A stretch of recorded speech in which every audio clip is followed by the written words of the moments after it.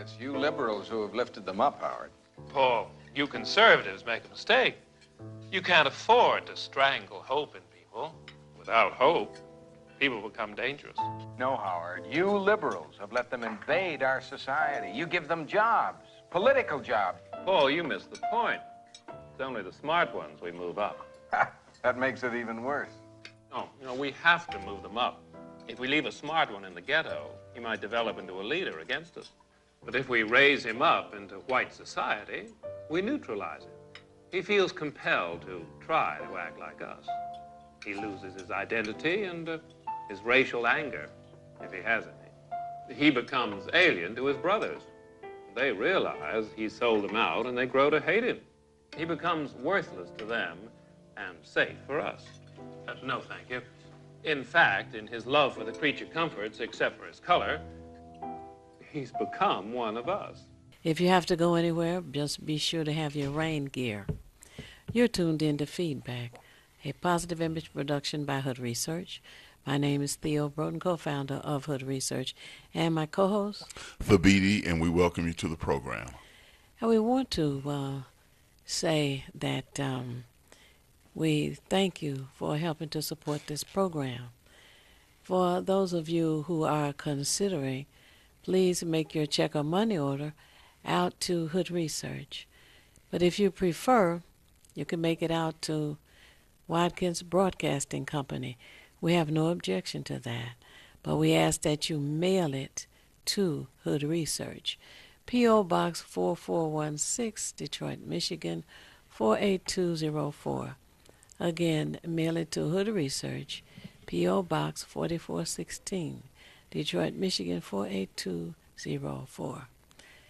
We always try to make time to say good morning, and today we want to say good morning to Vera and to Barbara and to Ron and Jay Henderson way on the other side of town, and to Les and to Barbara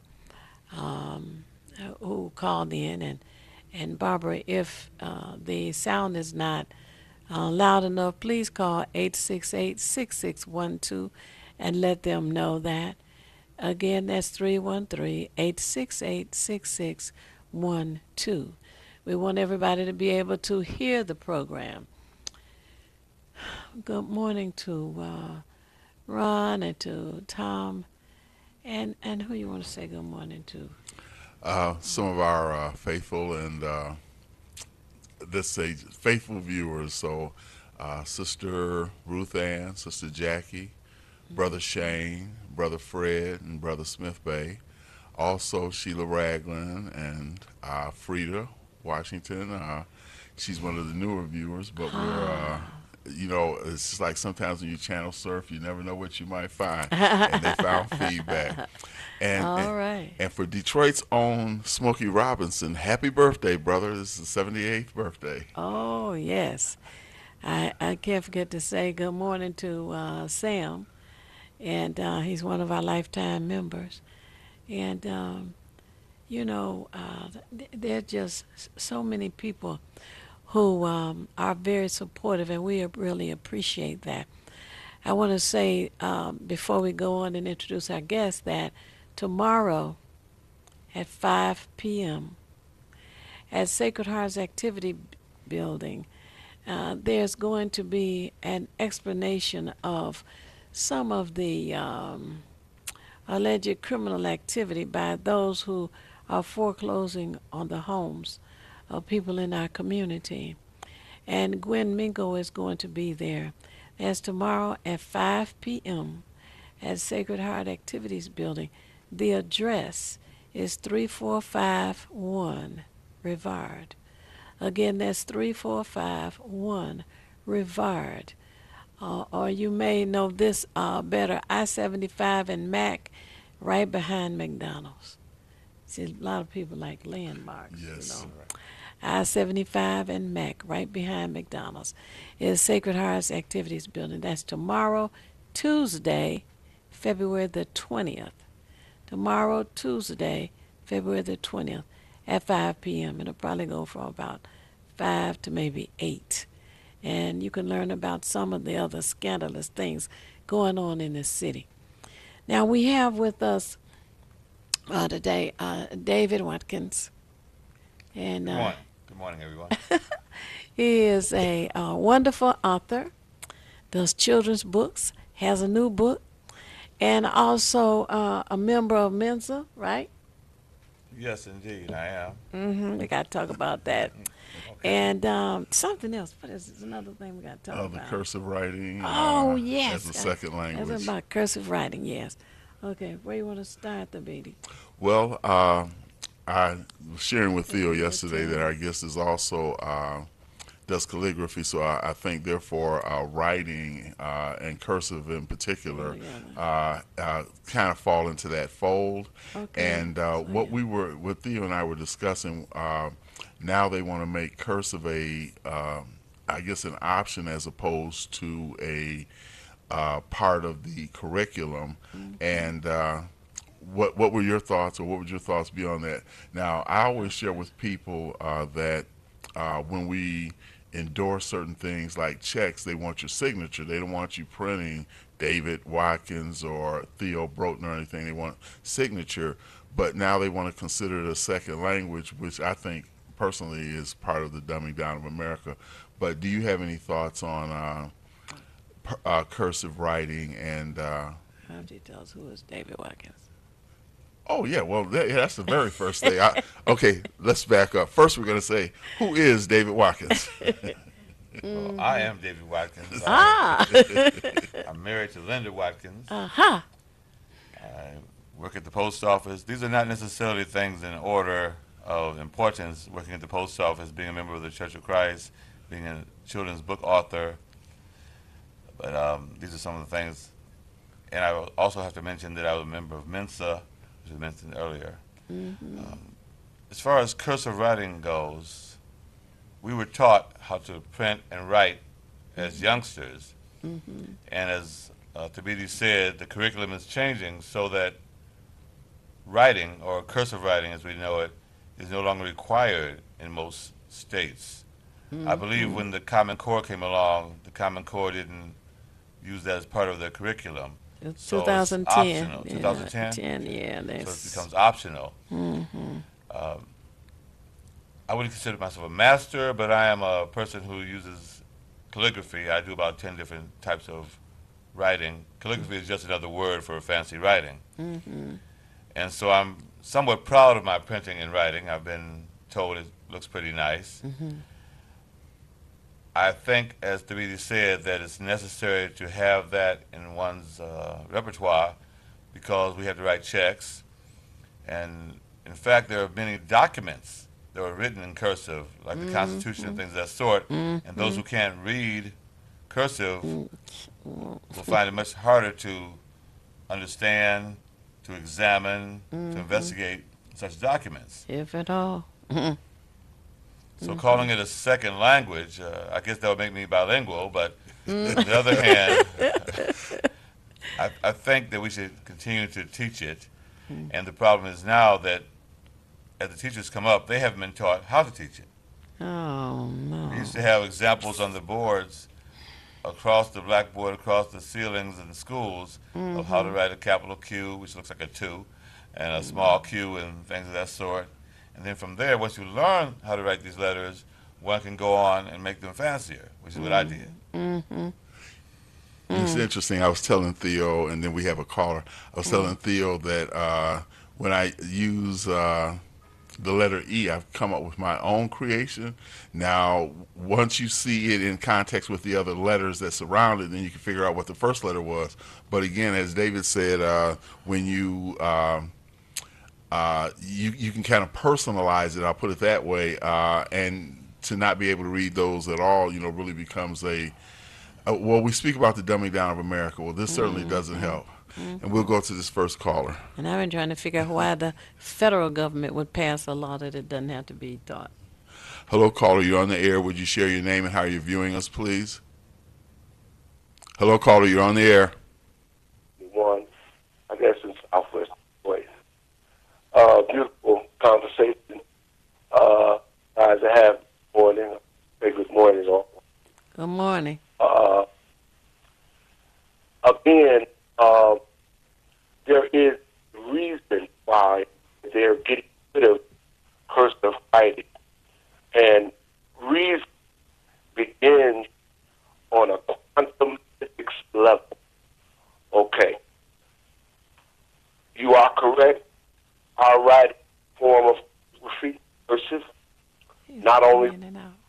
but it is so powerful that it is alive, and they know it. They're 5 years ahead of us, and the technology that they're using is our knowledge from before Kim. Now, what I want to explain to you, all of you guys, this test at home, take 2 glasses of water, take a piece of tape, write either life and death on one piece of tape, and the other, or good and evil on the other. One piece of tape on the other, one piece of tape on the other. And wait, not only that, put water in the water reads you wrote down. This water, everything around is alive, even your writing. That's why the things on inscribed rocks in caves have so much power and so much information to the people who find, because these are quantum physics activities taking place right before our eyes. They're not teaching our children where they are and how powerful things is. Handwriting, sound, frequency, vibration, all of things. It tells you in the book. In the beginning was the frequency, the sound. It has to do with everything, even your writing. It emits frequency. They're not telling you. This is a high science that they're using. This is so important. So important. I don't take 10 shows for the levels they need to go that these people have stolen from. Hey, thank you for the call.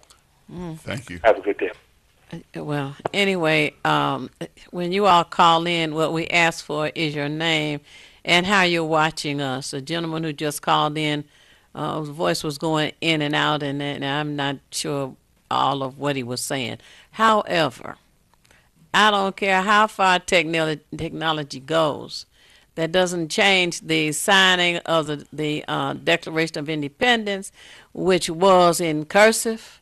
So if someone is going back in history, they may want to read it. If they don't understand this second language of cursive, it's going to be difficult for them. And when you go to Secretary of State's office, even the clerks there are kind of surprised, some amazed at those who are going in now for a driver's license not being able to sign their name. Your name is supposed to be signed on your driver's license. That has not been discontinued yet. So cursive should still be taught. There are 43 states who continue to have it in their curriculum. Michigan happens to be one of those states, 7 states left, that are happy to dumb down as many people as they can, particularly in the urban areas. You know, I also want to add that one of the things I find interesting, and I want to ask you about this, David, as well. When we look at cursive writing, I was talking with Theo yesterday, and the thought to me came that, okay, if you take something out of the curriculum, which means you were doing it initially, then the time that was spent doing that, what is that time spent for? We look at the fact that many vocational classes have been taken out of school. They where they were in-house before, now they are at a point where you have to be bused to a separate facility in order to learn cooking, photography, nursing, and some of the other academic If courses. they have it at all. And those were the things I know, and maybe you can address this too as well, David. When we were in school, everything was in house, and it made it school a lot more inviting. I mean, for me, in wood shop, I still got a few things that I did. This is back in they call it middle school now, but it was junior high school then, and so I still have a few things. I wish I had them all, but they got away. But those were the things that inspired me, because we always talk about how people now seem to push the 4-year education, college, as if everyone is going to be college bound, and that people don't need people with practical skills, whether it's mechanical, welding, because welding was a part of the curriculum. Home ec. Yeah. A matter of fact, in home ec, I learned how to make French toast, and I'm still proud of that. You know, it's just one of those things. But cursive now, the fact that they want to eliminate it, you know, and for the states, individual states, it's optional. I feel like, again, that works to the detriment of students. As many of us know, the United States doesn't really rank high when it comes to certain studies on an international level. Matter of fact, we're not even in the top 10, unfortunately. So we look at math, science, and other things. We're like maybe 15 to 20, and even into the 20s with some of that. But the question I want to ask you, Dave, and then we'll go to this next caller, is you said there are like 6 types of writing or something like that? I do about 10 different types of writing, and You mean calligraphy styles? Calligraphy. And some of them do have a slight embellishment of cursive writing. I want to say one more thing about cursive writing, though. They say that some studies say that your motor skills are enhanced when you write this way. And one more thing. Some tests are timed. And if they say you have 40 minutes to do the test, and you're printing it, it's going to take more time, and the student is going to have a lower grade on the test, most likely, because the cursive connects the letters, and you can do it much, much faster. Right. Excellent point. Very fluid, yes. Yes, excellent point. We'll to our next caller. Hello, caller, you're on the air. Would you share your name and how you're viewing us, please? Hello, caller, you're on the air. Detroit, channel 33. Okay. That's Kirk. Yeah, I think so.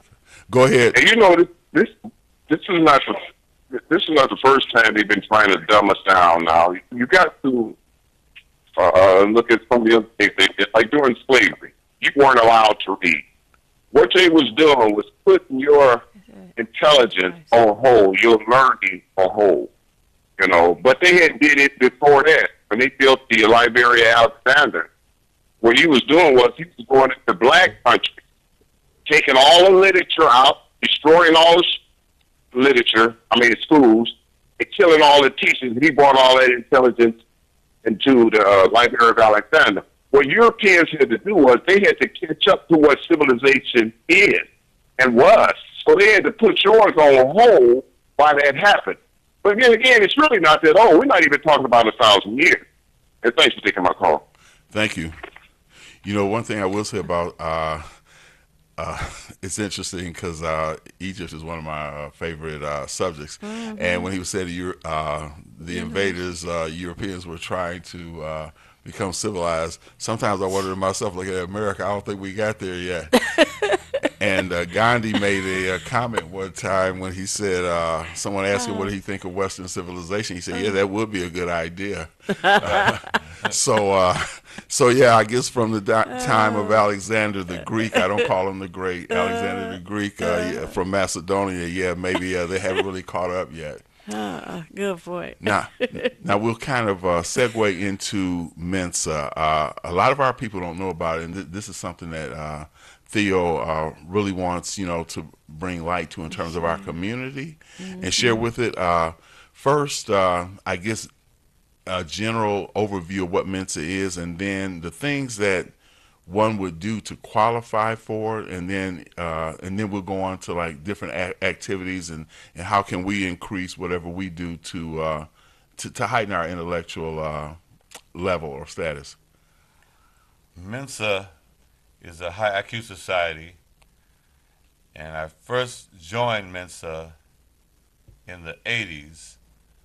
I left and came back more recently. In order to get membership in Mensa, one has to submit a valid IQ score, be it from the military testing, from some of the many IQ tests, or just write to Mensa and get an application from them, and they'll send the test to you. I think it's in the top 2 percentile IQ scores. And of course, IQ stands for intelligence quotient, which is not necessarily the most adequate measure of intelligence, but is one measure, because sometimes they'll use one's IQ against a person as well as for a person. Mensa is a social club as well as anything else, because we have what they call special interest groups within Mensa, and a person can be a Mensan who wants to study the Civil War, a Mensan who wants to read about the Bible, and so forth. It's a way of getting together with people who won't call you a nerd, won't tease you about liking Star Wars or something of that sort. And we have games parties and other functions as well. Now, how would they use it against you? For example, in the past, there were certain things on some IQ tests, and those things have been banished now. For example, they would have a picture of a policeman holding a child's hand, and the child is supposed to say, what does this represent? The children from Middle America would say the policeman is helping the child across the street. And that was the so-called correct answer, whereas the child from the quote-unquote ghetto would say he's being arrested. And that's the incorrect answer. They even had a picture test, whereas a cup was on a table, and the impoverished child would not see anything wrong with that, whereas certain children said the cup has to go onto a plate on the table. So those weren't tests of intelligence so much as of one's background. Very interesting. I'm going to follow up on that, but we got a caller I'll bring into the conversation. Okay. Hello, caller. You're on the air. Would you share your name and how you're viewing us, please? Good morning. My soul slide going Tammo 30. Oh, thank you. Happy Monday to you. Happy Monday to you and your guests, Thank you. and to both of you as well. I just wanted to point out that I just read something where the president is taking money from public schools and putting about $1 billion into private Christianity Christian schools. And I want to make mention that Serena Williams and Kendra Lamar has put children into schools to watch the Black Panthers. I think Kendra rented out about 2 or 3 theaters, and Serena got the Black Code girls to be able to go to a private screening. And then I read somewhere where theaters won't even allow the screening. So we need to understand that in today's society, bring it up to the present. They're still trying to use tools to dumb us down and keep us left out, exclude us, and violate us of having opportunities to listen. I'll hang up and listen to books and the other information the gentleman share with us. Thank you. Thank you. Well, I did hear something to the effect that Kendrick Lamar did buy out a few theaters because he wanted to make sure that brothers and sisters, young brothers and sisters in the neighborhoods who may not have the financial resources to be able to attend the viewing would be able to attend it. And there's another thing that came up as well, the fact that some theaters, and it shouldn't surprise us at all, were refusing to show Black Panther because what they wanted to do is also keep down the numbers.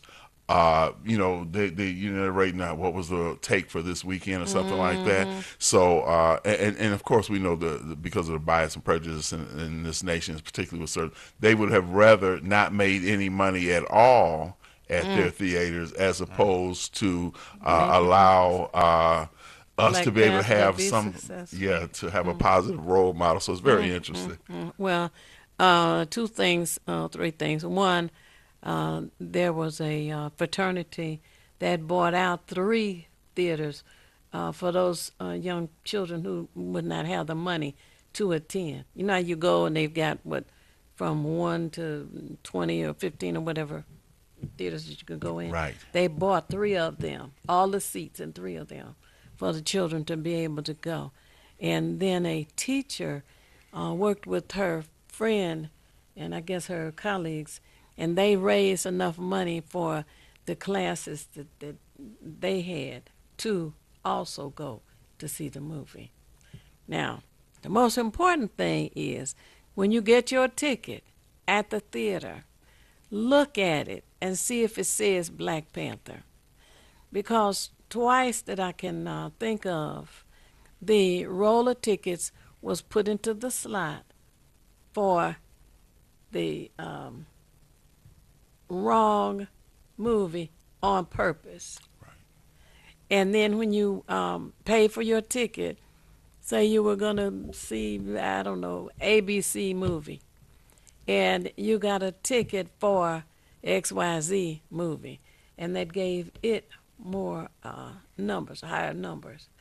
And so anyway, that is something that it just happened with Birth of a Nation here recently. Right. Same thing.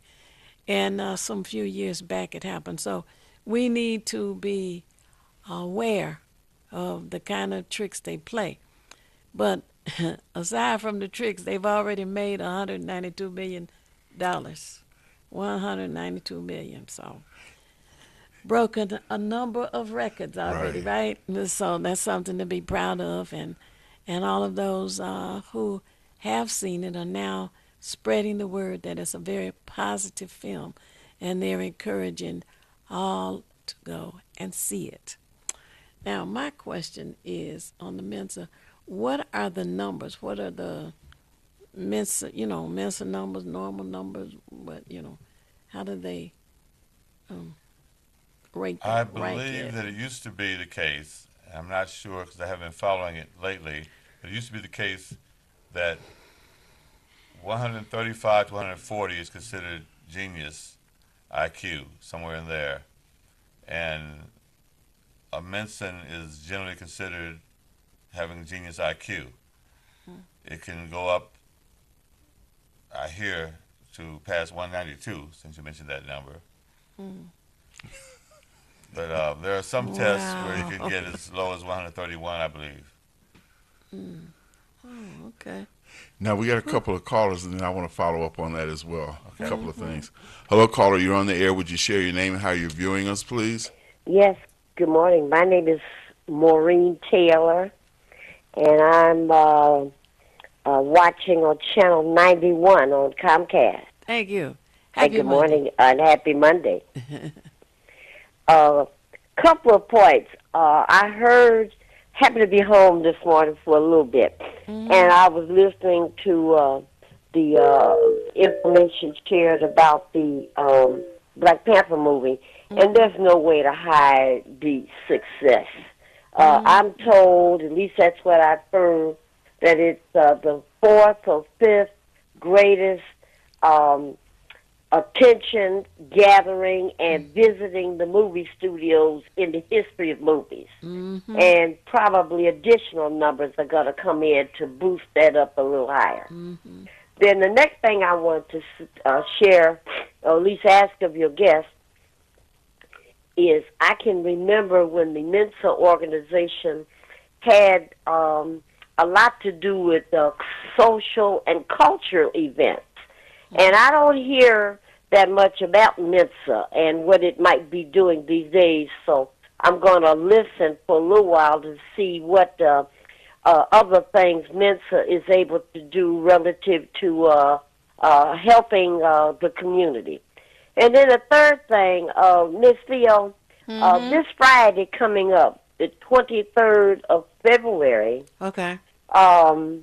Reverend Dr. William Barber and Liz Theo-Harris, folks from the Poor People's Campaign, are making a return trip to Michigan Flint, Detroit, and I don't know other places where they'll be. But this Friday in particular, down at the International Brotherhood of Electrical Workers, they're going to be like a listening tour. They're looking for information from Detroiters, former city workers that lost their pensions, folks that are disabled that cannot find affordable living accommodations, folks whose food stamps are cut off, Medicaid is cut off, endless evictions, and coming to Detroit to try to get a feel for not only A, what is happening, but B, what is being done about these constant attacks. Detroit is being cocooned, just like in that movie Alien. And Dan Gilbert and the mayor, I mean, we just got a cocoon around us, and people are taking our tax dollars and doing what they want to do. Now, the last thing I want to say, then we'll hang up and listen.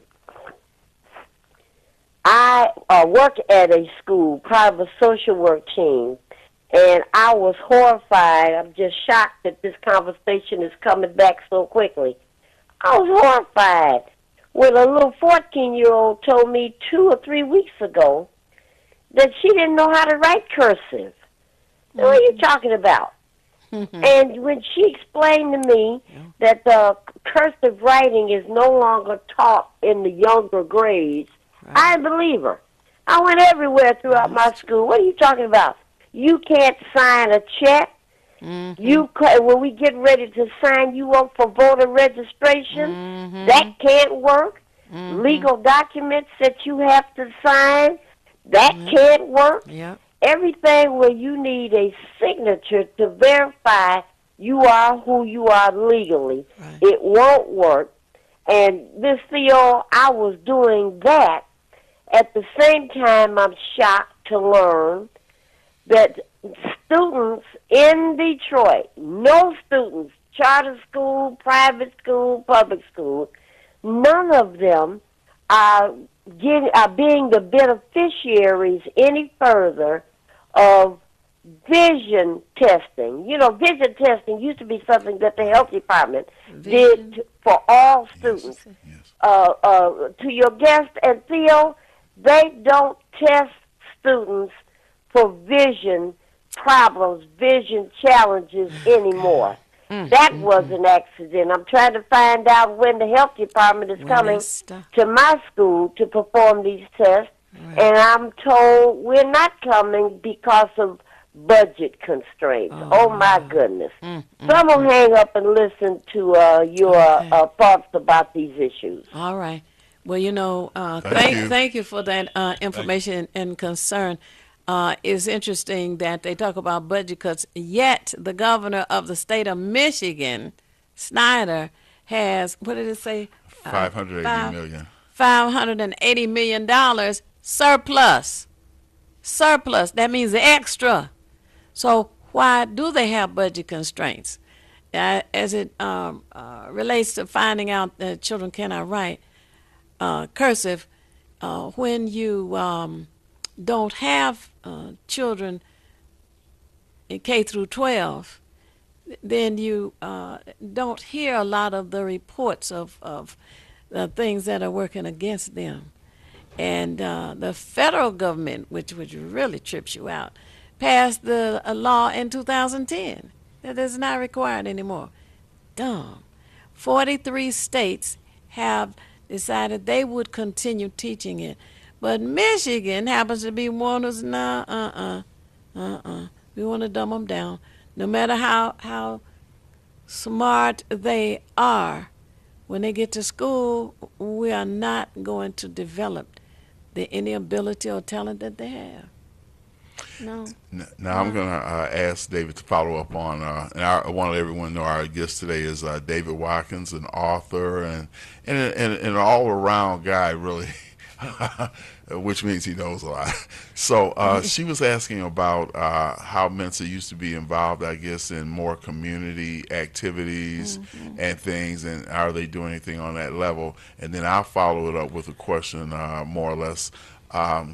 When you speak about activities and things that you get together as a group and do, I don't know if it's on a monthly basis or how it's arranged, but we'll go from the question of, are they involved or engaged in the community at all, and then what type of activities do Mensa members participate in? And then I want to know what time is midnight. Oh, go ahead.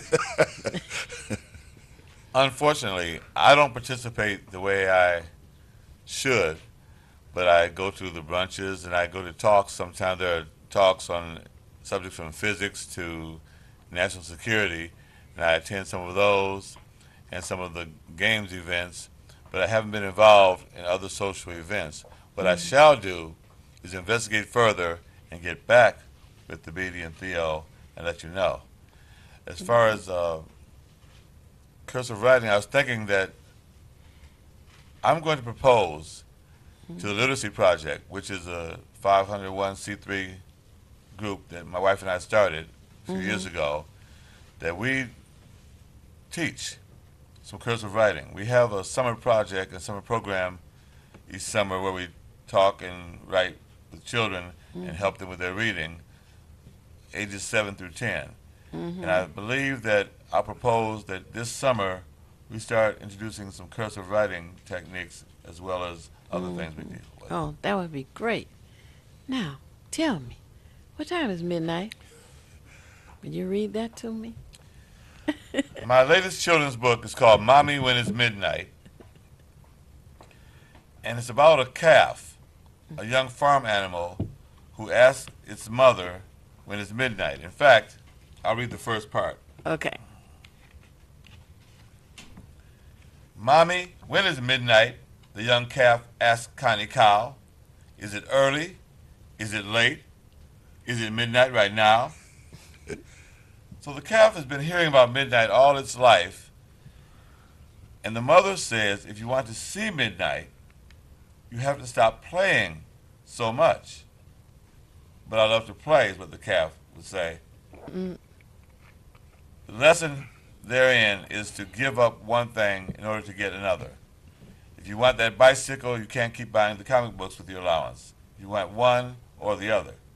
Sometimes, of course, we will spoil the child and get both, but the lesson in this book is give up one thing if you want to get the other thing. And this book is for children 5 and under. It's a bedtime story. For years, people have been asking me, why don't you write for younger children? Because our other books are from 7 to 12, and this is the first book we've done for younger children, 5 and under, so you can read the book to this child, and hopefully the child will say, read it again. Now, I want you to share with them, because when you and I discussed this, let's say off camera more or less, you were saying that there's some tools in there also to help children learn how to, because nowadays we know that most, like the clock that's here in the studio, it's a digital clock. It tells you what time it is. You don't have to look at it and say, well, the big hand is on this and the little hand is on that. So if you would share that with We have clocks pictured in the book, drawn by my friend Rick Turilo, and the clock will have the little animals on it. Also, the hands will show when midnight is, when 10 o'clock is, and things of that sort. So when the book refers to a certain time, the clock will reflect that same time. So as the child is being delighted with the stories, the pictures, the child can also learn a little bit about telling time the old-fashioned way. You know, we're going to go to this caller. We're coming caller. But it's kind of interesting that we talk about old fashioned, and it's people just don't want to. You know, unfortunately, I'm not going to say unfortunately, but we're part of an old school thing where we had a very well-rounded education. So we learned a lot of different things, as I said before, the vocational and the technical things in school, as well as cursive writing, etc. And now many of these things are either diminished or they're just gone altogether. So the idea that telling time, and I work with my granddaughter on this all the time because her school's not teaching it either any more than they're teaching cursive. So they're kind of lost when if they look at a clock that says 10:41, they know what time it is, but they don't know how to tell time if they had what would be considered an analog clock or something like that. So that's one of the reasons I wanted to point that out about the book as well, because we have to start planting these small seeds in their mind, and then if there's that earnest interest in wanting to learn, then they will further it themselves. But sometimes we don't even provide the seed of thought, and then plant it in what will be a fertile mind. Because if you don't engage a child in their imagination, then they really don't have anything to work with or work off of. And it's unfortunate. And not teaching them the clock with the face and the hands to move around seems to me makes it more difficult for them to understand an hour. Yeah, definitely. We'll go to this caller who's been patiently waiting. Hello, caller. You're on the air. Would you share your name and how you're viewing us, please? Yeah, this is Don.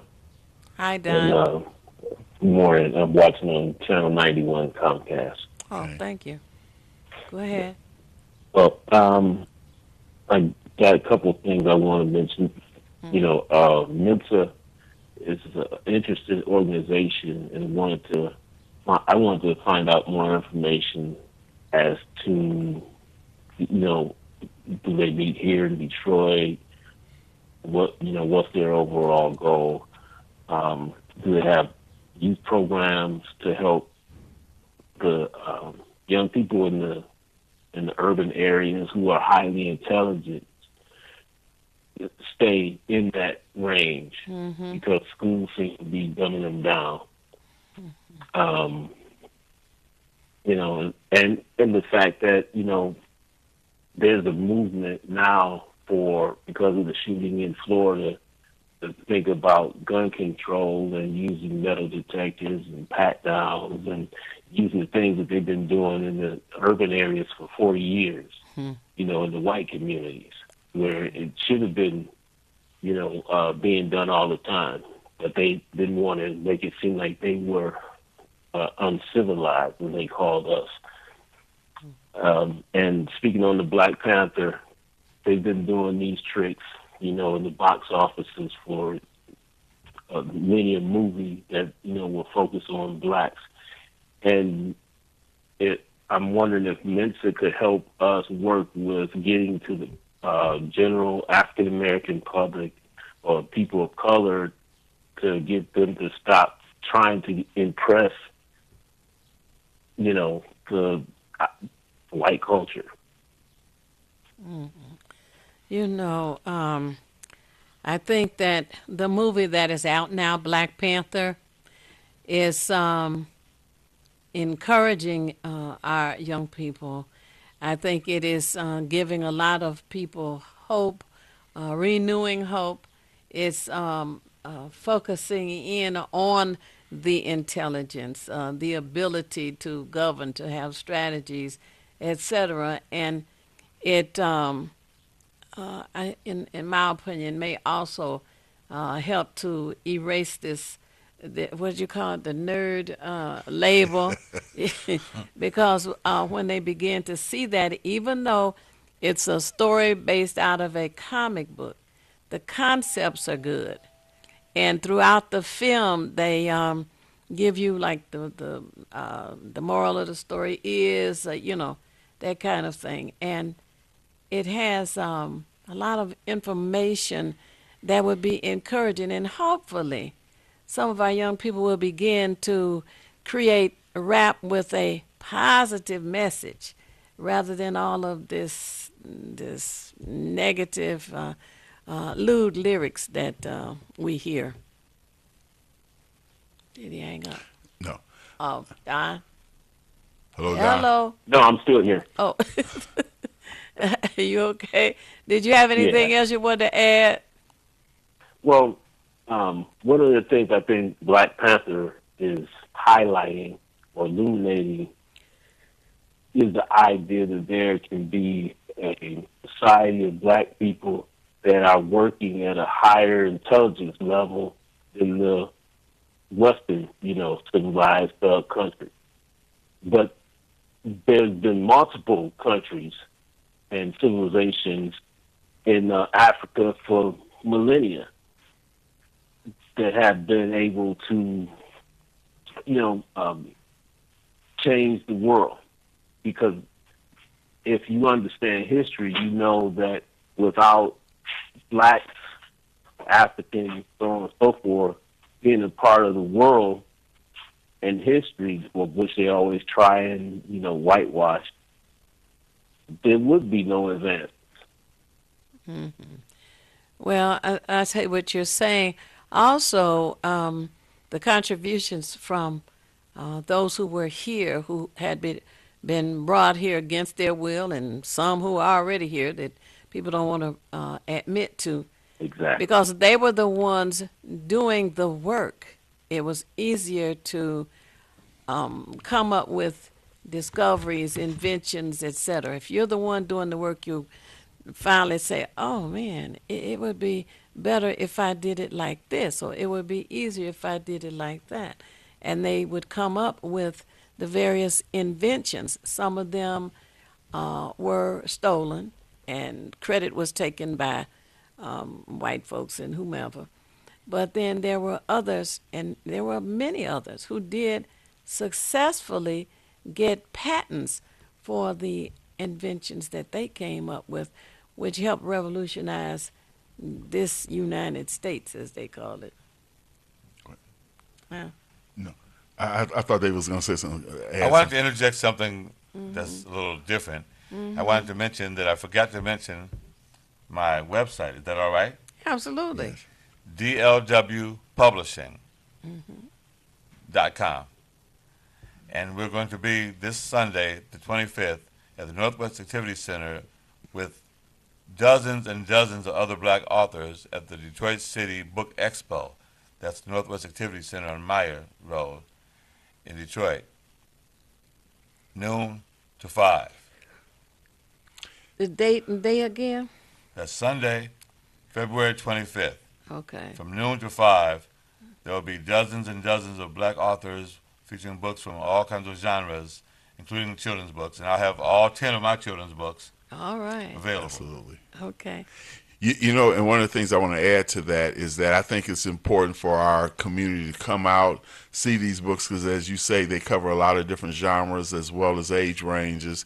And one of the things we try to promote here, although we talk about Kwanzaa from the 26th of December to the 1st of January, what we try, one of the 7 principles of Kwanzaa, the Nguzo Saba, is cooperative economics. So we look forward to being able to recirculate our dollars in our communities and to have authors who are speaking on things that we can identify with. I mean, Susan and Flip and all those, well, I don't know what they teach them now in school, but we would say see, flip, run, and all that kind of stuff. So we are, privileged to be able to have authors who come from our communities, who understand our communities, and who can speak to our communities with characters and figures that children can see and then want to emulate and learn from and be inspired by. So I would encourage everyone, because I'll definitely be there. You can count on that. I'm a book lover anyway.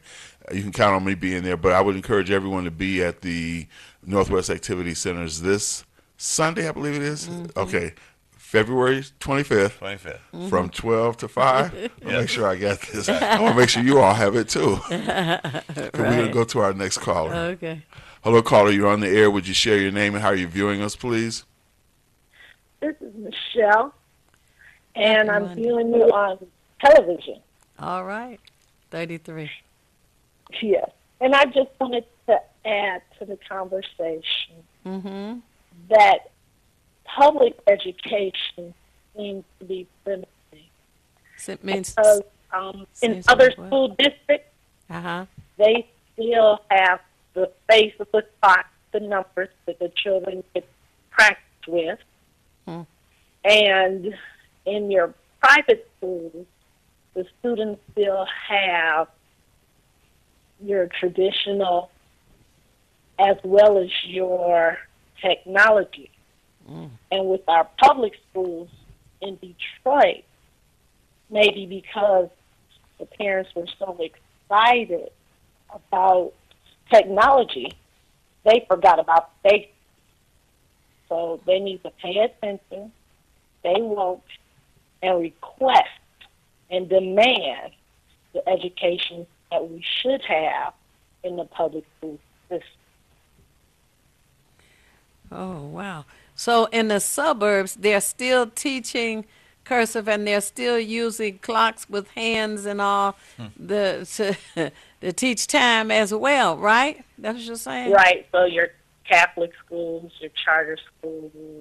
I had children in California public schools, and they were still given the basics as well as technology. So a high school student is still required to go to a library, touch a dictionary, touch the encyclopedia, and research. But the students here are told to look it up on Google. Google is limited. It's not the end all. Right. But parents are excited. Oh, they're giving our kids these free phones at the schools, got the iPads, netbooks, and then the kids go to Facebook to get lost in that. But they're not trained to be disciplined just to do what's required. So we, as a community, need to go back to the school board and demand the basics that our children need to be successful going forward so that they can discover and be the next breakthrough. And that's it. It's a great point, great point. I wanted to ask our author as well, where did your love of writing develop, and how did it, let's say, go in the area of children's books as opposed to many other things that can be written? Well, I can connect my answer with what the last caller said so brilliantly. We need a melding of the old and the new. We tend to think of things as mutually exclusive, but there's no problem with having some of the old and some of the new. Learn the technology, but learn the basics as well. Excuse me. Speaking of the basic for reading was children's books. The first thing I read was children's books, although I read some adult books soon afterward. But the children's book was the first thing I read, and so I would like to have other children read the way I read. Therefore, I decided to write children's books. I've also branched out into writing superheroes and things of that sort as well. I have a book called Mist, which is about a female superhero who has the power of invisibility. But children's books is where it starts, and where they start reading, the early readers, and that's what my love is. My mother used to always say, without the love of books, the richest man is poor. And I don't know from where she got that quote, but I remember it well. Yeah. Did you have a follow-up question? Caller? Michelle? Yeah. Did you have a follow-up question for any of us, or comment yourself? No, I'm just very excited seeing your guests because that's what children need, a book in front of them, something that they can touch, turn the page, because sometimes we don't talk about it, but when they get home, they don't have electricity. So at night, light is limited. In the day, light is limited. So if you needed a computer, how can you read anything? Right. If you have a book, you can have a flashlight, you can have a candle, you can sit on the front porch, there's a street light, and you always have access to information that's in your hand. Tell me this. So Do I they, think they need to read books. I got a question. Do they still teach phonics in the suburbs? Because I don't think they teach phonics in the public schools anymore, do they? Yes. Yeah. You have a granddaughter that can phonically read anything. Okay. Boy, I tell you, what they're taking and Well, thank you for your call, Michelle. Okay, thank you. Thank you very much. You know, I wanted to mention, too, that I purchased books from David because of what Michelle said, and just my love of books as well. I wanted her to be able to have something physical in her hand, something, because there's one called, I believe, 12 Little Princesses. 12 Dancing Princesses. 12 Dancing Princesses, which I think is an excellent book. I kind of like it, even though it wasn't written for me, but I still liked it. But the idea of having something physical in her hand, now my daughter has limited her from using her phone during the week. She can only use it on the weekend. And I always have my granddaughter get a book, and I have her read certain things to me, which I think is just very critical anyway. So one of the things I wanted to say is, first I want to ask you again to give your contact information and where people can get books, and maybe you can give us, in the last couple of minutes we have, an overview of the different subject matter in your books. glwpublishing.com. And my books are children's books, ages 7 through 12. Benny and the Basketball Bully is an anti-bullying book.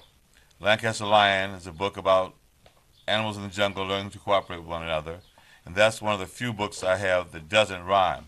Most of my books are written in rhyme. In fact, at 4 o'clock at the Northwest Activity Center this coming Sunday, the 25th, I'll be giving a talk on rhyme, including rap, song lyrics, internal rhyme, near rhyme, and things of that sort. I also have ABC series, Animals, Beasts, and Creatures, Which Letter is Better, which shows how if one letter is missing, it changes the whole meaning of a sentence. Billy says, without letter B, when we go to the park to see a bear, we'll just see an ear, and that's not fair. So it goes on like that with each letter of the alphabet.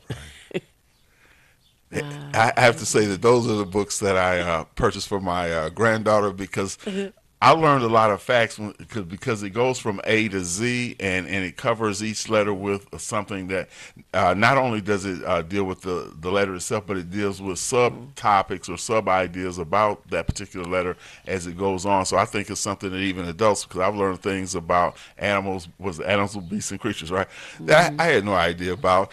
And certainly when it's written on a level for elementary school or middle school children, and they say most of us only read at 8th grade level anyway, so it fits in perfect with me. So I have no problem with that. Yeah, well, I was happy to buy the books as well for the grandbabies, and they Thank you. they enjoy it. And we're in our last minute, less than 60 seconds of the show. So first, I want to thank David L. Watkins for being our guest. And remember, this weekend, February 25th, at the Northwest Activity Centers from 12 to 5, there will be a book expo with many authors, and just go out there and browse around. It's a way to get out the house, if nothing else. It's supposed to be warmer too, and I guess the rain will be subsiding by that time. All the clouds should be empty. In the meantime, it's not necessary for you to know everything. What is necessary is for you to know how to find what you need when you need it.